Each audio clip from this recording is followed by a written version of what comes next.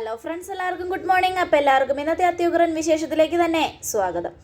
അങ്ങനെ നമ്മുടെ ഗോവിന്ദനെയും കനകയെയും നന്ദുവിനെയൊക്കെ അപമാനിച്ചുകൊണ്ടിരിക്കുകയാണ് ജലജ. മകളുടെ വളകാപ്പ് ചടങ്ങ, സ്വന്തം പേരക്കുട്ടിയെ ജനിക്കാൻ പോകുന്നത്, എന്നിട്ടും ഒരു തരി പൊന്ന് പോലും കൊണ്ടുവന്നിട്ടില്ല. മകൾക്ക് വേണ്ട ആ ജനിക്കാൻ പോകുന്ന കുഞ്ഞിനെങ്കിലും എന്തെങ്കിലും കൊണ്ടുവരായിരുന്നല്ലോ. അപ്പോഴേക്കും ജയൻ അങ്ങോട്ട് വന്നു. എന്താ ഇവിടെ പ്രശ്നം? ഏയ് ഒന്നുമില്ല, ഞങ്ങൾ അകത്തേക്ക് വരാൻ തുടങ്ങുമായിരുന്നു. അത് തന്നെ ഞാനും ചോദിക്കാൻ വന്നത്. നിങ്ങളെന്താ വന്ന കാലിൽ തന്നെ നിന്ന് കളഞ്ഞത്? അകത്തേക്ക് കയറ്. അത് പിന്നെ ജയേട്ടൻ, ഞങ്ങൾ സ്വർണ്ണമൊന്നും നിങ്ങളോട് ആരെങ്കിലും സ്വർണം ചോദിച്ചോ? പിന്നെ എന്തിനെങ്ങനെ സ്വർണത്തിൻ്റെ കാര്യം പറയുന്നേ? ഇത് ജ്വല്ലറിക്കാരുടെ വീടാ. അങ്ങനെയുള്ളപ്പോൾ ഇവിടെ ഒരാളുടെ സ്വർണം പുറത്തുനിന്ന് കൊണ്ടുവരേണ്ട ആവശ്യമില്ല.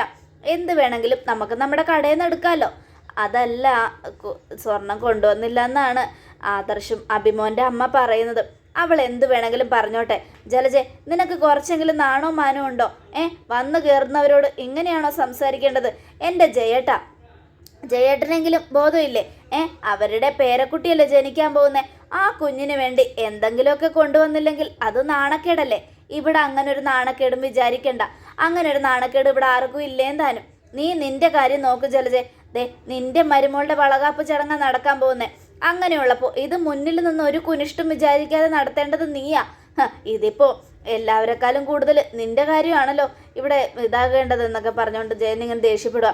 അല്ല നന്ദുമോളെ, മോളെന്താ വന്ന കാര്യം തന്നെ നിന്ന് കളഞ്ഞ? വാ അകത്തേക്ക് വാ. വരാങ്കളെ. അല്ല, മോക്ക് നയനേച്ചി എന്ന് പറഞ്ഞ ഭയങ്കര ജീവനാണല്ലോ, എന്നിട്ട് എന്താ ഇങ്ങോട്ടൊന്നും വരാത്തത്? വരണമെന്ന് ആഗ്രഹമുള്ളത് കൊണ്ട്, ആഗ്രഹം ഇല്ലാഞ്ഞിട്ടല്ല അങ്കളെ. എങ്ങനെയാ വരുന്നേ? വന്നു കഴിഞ്ഞാൽ മനുഷ്യൻ്റെ മനസ്സിനെ സങ്കടപ്പെടുത്തുന്ന രീതിയിലുള്ള സംസാരം ഇവിടെ, അതുകൊണ്ടാണ് വരാത്തത്. വന്നു കഴിഞ്ഞാൽ മനസ്സിന് വേദനയാ. മനസ്സ് വേദനിച്ചിട്ട് ഇവിടെ നിന്ന് പോകും. അതെനിക്കറിയാം മോളെ. എന്തായാലും സാരമില്ല, നിങ്ങളെപ്പോൾ വന്നാലും നിങ്ങളെ വേദനിപ്പിച്ച് ഇവിടെ നിന്ന് പറഞ്ഞു വിടുന്ന അതൊന്നും കാര്യമാക്കണ്ട. നിങ്ങൾ അകത്തേക്ക് വാ. അവളുടെ സ്വഭാവം അതാ, അതൊന്നും കാര്യമായിട്ട് എടുക്കണ്ട എന്നൊക്കെ പറഞ്ഞുകൊണ്ട് എല്ലാവരെയും അകത്തേക്ക് വിളിക്കുകയാണ് ജയൻ. അങ്ങനെ എല്ലാവരും അകത്ത് പോയിരുന്നു. ഈ സമയം അപ്പോൾ ജലജയ്ക്ക് ദേഷ്യം കയറി. ഒന്നുമില്ലാതെ വന്നിരിക്കുന്നു, നാണോ മാനവും കുറച്ചും കൂടി ഇല്ല എന്നൊക്കെ പറഞ്ഞുകൊണ്ട് പിന്നീട് കാണിക്കുന്നത് നയനയാണ്. നയന അവിടെ റെഡിയായിട്ട് ഇങ്ങനെ ഇരിക്കുക. അപ്പോഴേക്കും ആദർശം വന്നു. ഈ സാരി നിനക്ക് നന്നായിട്ട് ചേരുന്നുണ്ടല്ലോ ആദർശേട്ടാ.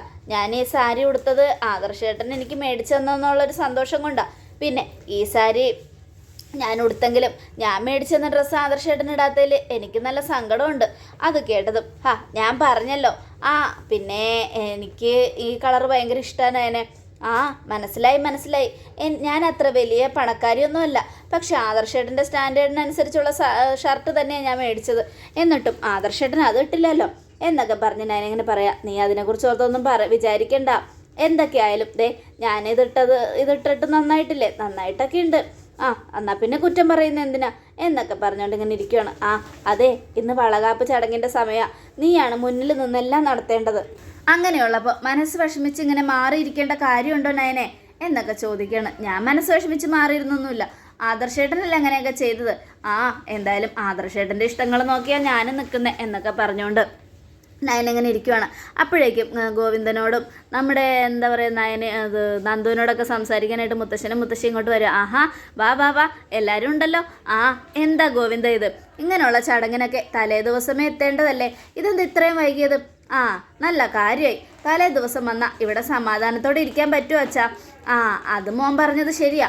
സമാധാനം തരാത്ത പല ആൾക്കാരും ഇവിടെ ഉണ്ടല്ലോ. അത് കേട്ടതും അത് അച്ഛൻ എന്നെ നോക്കിയാണല്ലോ പറഞ്ഞത്. അതെ, നിന്നെ നോക്കി തന്നെയാ. നീ അവരിവിടെ വന്നു കയറിയപ്പോൾ തന്നെ അവർക്ക് സമാധാനം കൊടുത്തില്ല എന്ന് എനിക്ക് മനസ്സിലായി.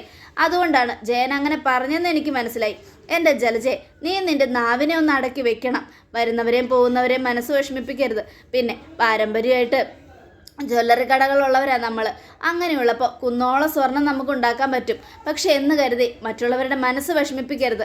അത് കേട്ടതും ജലജ, അത് പിന്നെ അച്ഛാ, ഞാൻ പറഞ്ഞത് എന്താണെന്ന് വെച്ചാൽ സ്വന്തം പേരക്കുട്ടിയാണ് ജനിക്കാൻ പോകുന്നത്, എന്നിട്ടും അതിനു വേണ്ടി ഒരു തുള്ളി സ്വർണം പോലും കൊണ്ടുവന്നില്ല എന്ന് പറഞ്ഞപ്പോൾ സങ്കടം വന്നു. അതുകൊണ്ടാ. എന്തിനാ സ്വർണം? ഇത്രയും സ്വർണം പോരെ? ഈ സ്വർണത്തിൻ്റെ പേരും പറഞ്ഞ് ഇങ്ങനെ പരസ്പരം അടിയിടുന്ന എന്തിനാ?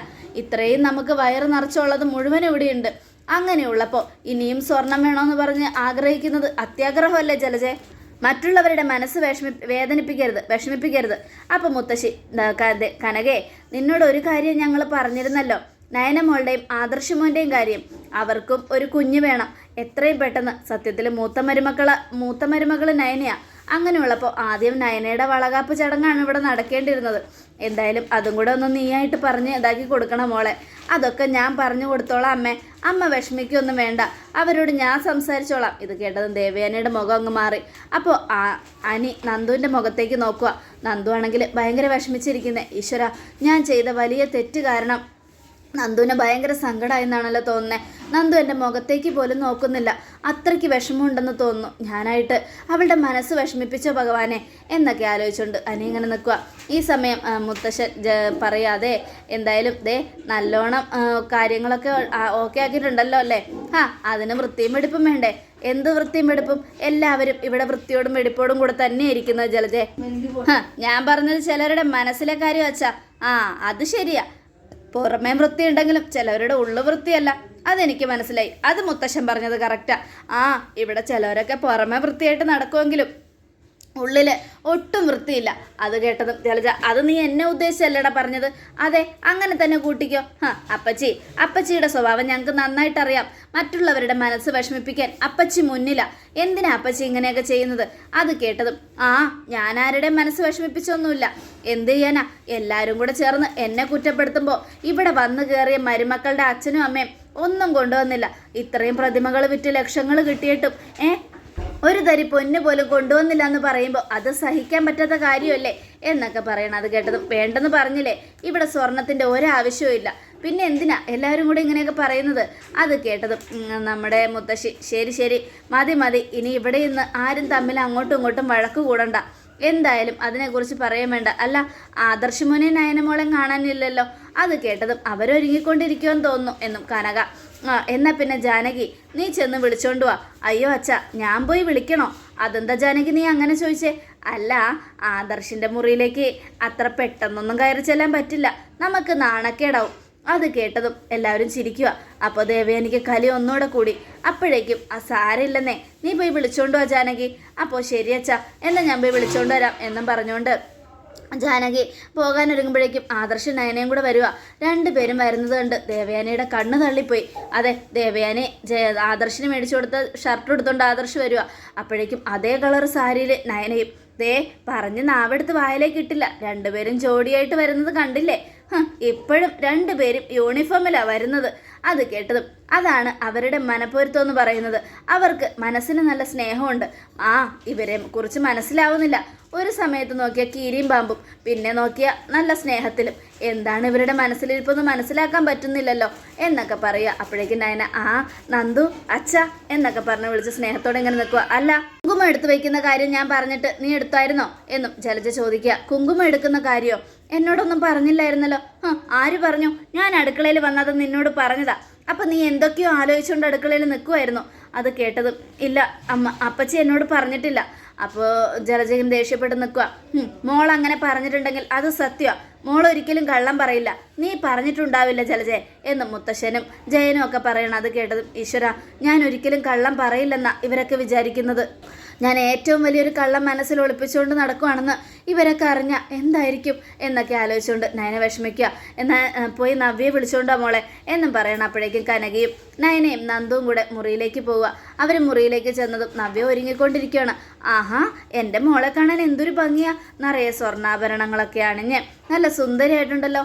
അല്ല മോളെ, ഇന്ന് നോക്കുമ്പോൾ നല്ല വയറുണ്ടല്ലോ. അപ്പോൾ നവ്യ, ഇരട്ട കുട്ടികളായിരിക്കും അമ്മേ. അത് കേട്ടതും നയന, ഒരു കുട്ടി പോലും വയറ്റിലില്ല, എന്നിട്ടാ ഇരട്ട കുട്ടികൾ. എന്തൊരു കള്ളമായി ചേച്ചി പറയുന്നേ. ഈ ചേച്ചി പറയുന്ന കള്ളം കാരണം ഞാനും ഈ കുടുംബത്തിന് മുൻപിൽ തല കുനിച്ച് നിൽക്കേണ്ടി വരുമല്ലോ.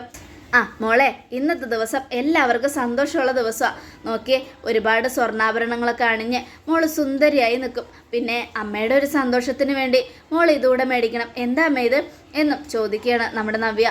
അപ്പോൾ കനക, മോളെ ഇത് 1 ഗ്രാം 2 ഗ്രാമിൻ്റെ ഒരു കമ്മല. 2 ഗ്രാമേ മേടിക്കാൻ അമ്മയെ കൊണ്ട് കഴിഞ്ഞോളൂ. അമ്മയ്ക്ക് നാണോ ഇല്ലല്ലോ ഇത് പറയാൻ. ഇവള് പ്രതിമ ഉണ്ടാക്കി തന്നപ്പോൾ ഇഷ്ടം പോലെ ലക്ഷങ്ങൾ കിട്ടിയതല്ലേ. എന്നിട്ടും 1 പവൻ്റെ സ്വർണ്ണമെങ്കിലും മേടിച്ചുകൊണ്ട് വരായിരുന്നല്ലോ. അത് കേട്ടതും മോളെ, അത് പിന്നെ ചേച്ചി കടങ്ങൾ ഒരുപാടുണ്ടായിരുന്നു. കടങ്ങളൊക്കെ വീട്ടി ആളുടെ പലിശയും കൊടുത്തപ്പോഴത്തേക്കും പൈസ ബാക്കി ഇത്രേ വന്നുള്ളൂ. അതുകൊണ്ടാണ് ചേച്ചിക്ക് ഇത് എടുത്തോണ്ട് വന്നത്. ഇതിപ്പോൾ അതെടുത്തതും വലിയ കുറ്റമായോ? അതെ, കുറ്റമായി. വളകാപ്പ് ചടങ്ങിന് 1 പവൻ്റെ വളയെങ്കിലും ഇടണം. അമ്മയ്ക്കറിയോ, മുത്തശ്ശിയെ ഒരുപാട് സ്വർണ്ണം എനിക്ക് തരാൻ എടുത്തു വെച്ചിട്ടുണ്ട്. അതിൻ്റെ കൂടെ ചേർക്കാൻ പറ്റിയതെങ്കിലും അമ്മയ്ക്ക് കൊണ്ടുവരായിരുന്നല്ലോ. മോളെ, അതൊക്കെ അമ്മ പിന്നീട് ചെയ്യാം. ഇപ്പം അമ്മയെ കൊണ്ട് കഴിഞ്ഞത് ഇത് മാത്രമേ ഉള്ളൂ. മോളിത് മേടിക്ക്, എനിക്കെങ്ങും വേണ്ട എന്നും നവ്യ. അത് കേട്ടതും നയന, അമ്മയോട് ഞാൻ അപ്പോഴേ പറഞ്ഞതല്ലേ ഒന്നും കൊണ്ടുവരണ്ടെന്ന്. അമ്മയ്ക്ക് വല്ല ആവശ്യം ഉണ്ടായിരുന്നോ? ഇപ്പം എന്തായി? ചേച്ചിക്ക് ഇതൊക്കെ പുച്ഛമായിരിക്കുമെന്ന് ഞാൻ പറഞ്ഞില്ലേ. വല്ല ആവശ്യമുണ്ടായ കാര്യമാണോ അമ്മേ? നീ എന്താ മോളെ ഇങ്ങനെയൊക്കെ പറയുന്നേ? അവൾക്ക് കുശുമ്പ് അമ്മേ, കുശുമ്പ്. മനസ്സ് നിറയെ കുശുമ്പ് വെച്ചുകൊണ്ടിരിക്കുക.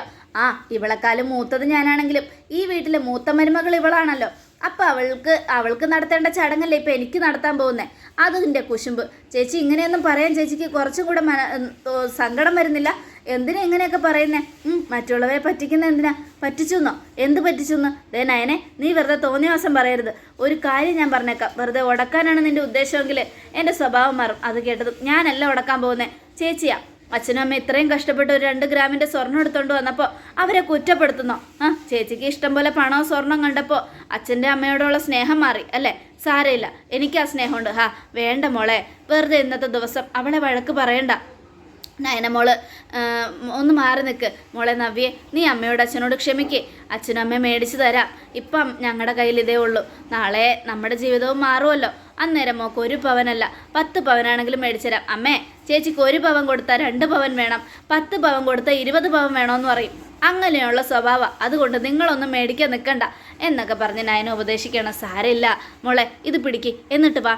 അവിടെ മുത്തശ്ശനും മുത്തശ്ശിയൊക്കെ വിളിക്കുന്നുണ്ട്, വാ എന്നും പറഞ്ഞുകൊണ്ട് അങ്ങോട്ട് താഴേക്ക് വിളിച്ചുകൊണ്ട് പോവുക. അപ്പോൾ നമ്മുടെ നന്ദു ചോദിക്കുക, എന്താ ചേച്ചി? ചേച്ചിയുടെ മുഖത്ത് നല്ല വിഷമമുണ്ടല്ലോ. അത് തന്നെയാണ് എനിക്കും അറിയേണ്ടത്. ഞാൻ വന്നപ്പോൾ മുതൽ ശ്രദ്ധിക്കുക, നിൻ്റെ മുഖത്ത് നല്ല വിഷമമുണ്ടല്ലോ. എന്തു പറ്റി? ഒന്നുമില്ല ചേച്ചി.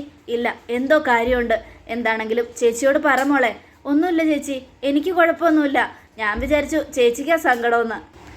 എനിക്കൊരു സങ്കടമില്ല. എന്നാൽ എനിക്കില്ല ചേച്ചി എന്നും പറഞ്ഞ് നന്ദു ഒഴിഞ്ഞു മാറി. ഈ സമയം താഴെ മുത്തശ്ശി കുറേ സ്വർണ്ണമൊക്കെ കൊണ്ടുവന്ന് വയ്ക്കുക. അപ്പോഴേക്കും ദേവേനെ ചോദിക്കുക, ഇതിനും വേണ്ട സ്വർണ്ണമൊക്കെ വേണോ അമ്മേ? ഇതൊക്കെ ശരിക്കും പെണ്ണിൻ്റെ വീട്ടുകാരാ കൊണ്ടുവരേണ്ടത്. അങ്ങനെയൊന്നുമില്ല ദേവേനെ, ഇതൊക്കെ ആർക്ക് വേണമെങ്കിലും കൊടുക്കാം, നമ്മൾക്കാണെങ്കിലും കൊടുക്കാം. ഇപ്പം നമ്മുടെ കയ്യിലുണ്ട്, അതുകൊണ്ട് നമ്മൾ കൊടുക്കുന്നു. അവരുടെ കയ്യിലില്ല, അതിനവരെ കുറ്റപ്പെടുത്തേണ്ട കാര്യമൊന്നുമില്ലല്ലോ. ദൈവം എല്ലാവരെയും പണമുള്ളവനായിട്ട് സൃഷ്ടിക്കില്ലല്ലോ. നമ്മുടെ കയ്യിലുള്ളത് നമ്മൾ വാരിക്കോരി കൊടുക്കുന്നു. അത് നമ്മുടെ കുടുംബത്തിലുള്ളവർക്ക് വേണ്ടിയല്ലേ. പിന്നെ എന്തിനാ ഇത്രയും സങ്കടപ്പെടുന്നത്? പിന്നെ നിങ്ങളുടെ കല്യാണം കഴിഞ്ഞ് വന്ന സമയത്തും ഇവിടെ നിന്ന് ഞാൻ ഒരുപാട് തന്നിട്ടുണ്ടല്ലോ. നിനക്കും ജാനകിക്കും ജലജയ്ക്കും ഒക്കെ കൊടുത്തിട്ടുണ്ട്. അതേ കടമ തന്നെയാണ് ഞാൻ ഇപ്പോഴും ചെയ്യുന്നത്. അതിൽ ആരും കുറ്റം വിചാരിക്കണ്ട. അത് അച്ഛൻ പറഞ്ഞത് ശരിയാ. എന്തൊക്കെയായാലും അന്നൊക്കെ അച്ഛന്മാരും മക്കളെ സ്നേഹിച്ച് വളർത്തുമ്പോൾ അച്ഛന്മാർക്ക് വേണ്ടി മരിക്കാൻ വരെ കാത്തു നിൽക്കുന്ന മക്കളുണ്ട്. പക്ഷെ ഇപ്പം അങ്ങനെയല്ല. അച്ഛനും മക്കളൊക്കെ നല്ല ഫ്രണ്ട്സുകളെ പോലെയാണ്. അതിൻ്റെ സന്തോഷം എനിക്കുണ്ടച്ച എന്നൊക്കെ ജയനും പറയാണ്. അപ്പോഴേക്ക് നവ്യ വരികയാണ്. മോള് വന്നോ? ദേ മോളെ, ഇങ്ങോട്ട് നോക്കിയേ. മോക്ക് വേണ്ടി മുത്തശ്ശി തരാൻ വെച്ചിരിക്കുന്ന സ്വർണ്ണ. ഇതൊക്കെ മോള് പോകുമ്പോൾ കൊണ്ടുപോയിക്കോ. അത് കേട്ടത് നവ്യ, എൻ്റെ വയറ്റിലൊരു കുഞ്ഞില്ലെങ്കിൽ എന്താ, ഈ സ്വർണം മുഴുവനും എനിക്ക് കിട്ടാൻ പോകുമല്ലേ എന്നും പറഞ്ഞ് ഭയങ്കര സന്തോഷത്തോടെ സ്വർണത്തിലേക്ക് നോക്കിയിട്ട് കനകയോട്, കണ്ടോ, ഇതൊക്കെ അമ്മയും അച്ഛനും കൂടെ ചേർന്ന് എനിക്ക് കൊണ്ടു തരേണ്ടത്. നോക്കിയേ, ഈ മുത്തശ്ശിയുടെ നല്ല മനസ്സ് കാരണമാണ് എനിക്കിതൊക്കെ കിട്ടുന്നത് എന്നും പറയാണ്. അപ്പോഴേക്കും അബി വന്നതും, നീ ഇത് എവിടെ പോയി കിടക്കുമായിരുന്നടാ? എത്ര നേരമായി? നിന്റെ ഭാര്യയുടെ വളകാപ്പ് ചടങ്ങല്ലേ നടക്കാൻ പോകുന്നേ? ആ സമയത്ത് വല്ലയിടത്തും പോയി കിടക്കുവാണോ? ഭാര്യയൊക്കെ വന്ന് അവളുടെ കൂടെ നിൽക്ക്. അത് കേട്ടതും അബി ഒന്നും മിണ്ടാതെ നബിയുടെ അടുത്ത് പോയി നിൽക്കുക. എന്നിട്ട് രണ്ടുപേരും കൈകൂപ്പിയിട്ട് അവിടെ ഇരിക്കുവാണ്. എല്ലാവരും സന്തോഷത്തോടെ നവ്യയെയും അബിയെയും നോക്കി ചിരിച്ചുകൊണ്ട് നിൽക്കുക. പലഹാരങ്ങളും സ്വർണ്ണാഭരണങ്ങളും കണ്ട് നവ്യയുടെ കണ്ണു തള്ളിപ്പോയി. ഈ സ്വർണം മുഴുവനും എനിക്ക് കിട്ടും. ഈ വളകാപ്പ് ചടങ്ങ് കഴിഞ്ഞു കഴിഞ്ഞാൽ എനിക്ക് ഈ സ്വർണം മുഴുവനും കൊണ്ട് എൻ്റെ വീട്ടിൽ പോവാം. അത് കഴിഞ്ഞ് ഈ കുഞ്ഞ് എൻ്റെ വയറ്റിലില്ല എന്ന് ഇവിടെയുള്ളവരെ എങ്ങനെയെങ്കിലും പറഞ്ഞ് ബോധ്യപ്പെടുത്തണം. അതിനുശേഷം അനന്തപുരിയിലേക്ക് തന്നെ തിരിച്ചു വരികയും ചെയ്യണം എന്നൊക്കെ ആലോചിച്ചുകൊണ്ടിരിക്കുകയാണ്. ഇനിയിപ്പം മുഹൂർത്തമായി, ചടങ്ങ് തുടങ്ങിയാലോ അല്ലേ എന്ന് പറയുമ്പോഴേക്കും ആദർശും ജലജയും അങ്ങോട്ട് കയറി വരിക. ചടങ്ങ് തുടങ്ങാൻ വരട്ടെ എന്നും പറഞ്ഞുകൊണ്ട് ആദർശിൻ്റെ ആ വർത്തമാനം കേട്ട് എല്ലാവരും ഒന്ന് ഞെട്ടിപ്പോയി. ഈശ്വര, ഇന്നത്തോടെ എല്ലാം കുളമാവുമെന്ന് തോന്നുന്നേ എന്നും നയന ആലോചിക്കുകയാണ്. അപ്പോഴേക്കും ആദർശ് അവരിയ്ക്കുന്നിടത്തേക്ക് വന്നു. അവിടെ ഇരുന്ന പലഹാരങ്ങൾ ആദർശ് എടുത്തൊരു ഒറ്റയേറ് ആപ്പിൾ ഇരുന്ന പാത്രവും തട്ടിത്തെറിപ്പിച്ചു. ആപ്പിളുകളെല്ലാം പറന്നു വീണു. അതിനുശേഷം പൂവിൻ്റെ പാത്രം എടുത്തൊരൊറ്റ ചവിട്ട്, പൂവും തെറിച്ചുപോയി. നവ്യയുടെയും അബിയുടെ മേലേക്ക് വീണു. ഇതെല്ലാം കണ്ട് ഞെട്ടലോടുകൂടെ എല്ലാവരും നിൽക്കുകയാണ്. അതോടുകൂടി എപ്പിസോഡ് അവസാനിക്കുകയാണ്. നാളത്തെ ഒരു തകർപ്പൻ വിശേഷത്തിനായിട്ട് കാത്തിരിക്കുക. നവ്യയുടെ കള്ളഗർഭം പൊളിച്ചെടുക്കുന്ന അടിപൊളി വിശേഷം. പക്ഷേ ഇതിൻ്റെ പേരിൽ ആർക്കായിരിക്കും ശിക്ഷ കിട്ടാൻ പോകുന്നത്? നയനക്കായിരിക്കോ അതോ നവ്യക്കായിരിക്കോ? ഉറപ്പായിട്ടും മിസ് ചെയ്യാതെ തന്നെ കാത്തിരിക്കുക. എല്ലാവർക്കും ഒരിക്കൽ കൂടെ നല്ലൊരു ശുഭദിനം തന്നെ ആയിക്കോട്ടെ. Thank you friends.